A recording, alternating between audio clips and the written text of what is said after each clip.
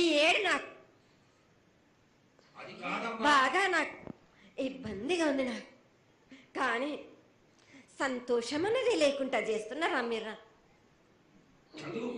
ఎంత విధంగా నేను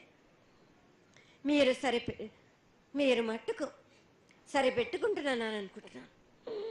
యువతకి సరైన బుద్ధి కలిగించి అందరూ సన్మార్గంలో ఉండాలని నువ్వు ఆశీర్వదించే తీరాలి తల్లి. ఎందుకంటే సస్యశ్యామలంగా ఉండడం కోసమే కదా అధికారులందరూ కలిసి ఇంత పెద్ద ఎత్తున నీకు జాతర చేయడం.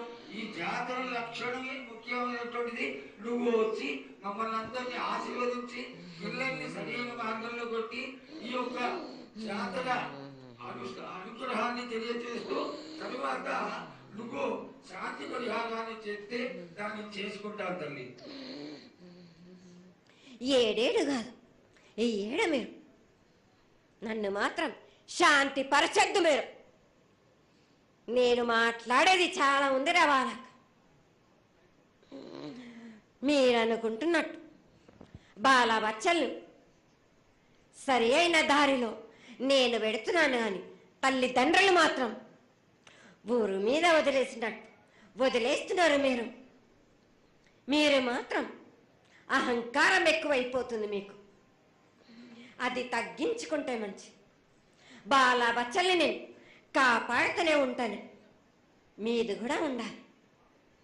ఈ ఏడు సంతోషంగా ఉండడానికి గల కారణం కూడా ఉంది. ఆ గ్రహానికి కూడా కారణం కూడా ఉంది.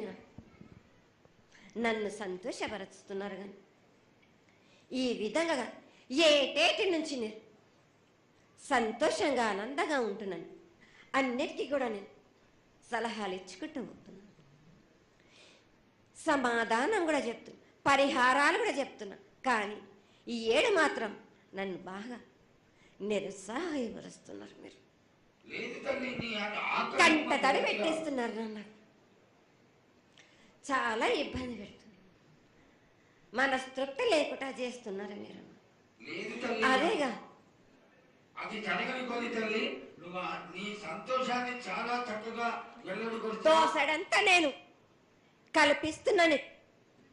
నా గోరంతా కూడా మీరు నాకు బెట్టరా బాలకం. దోసడంతా ఇచ్చినా గాని గోరంతా కూడా మీరు పెట్టలేకపోతే ఇట్లా బాలకం. నేను కోరిందల్లా ఒకటే కదా.